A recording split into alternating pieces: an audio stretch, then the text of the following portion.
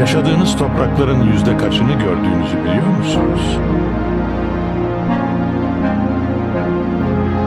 Peki ya evden en fazla kaç kilometre uzaklaştığınızı?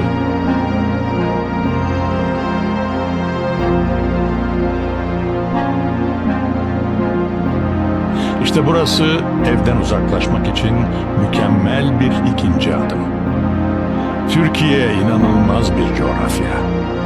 Tam bir yetişkin oyun parkı.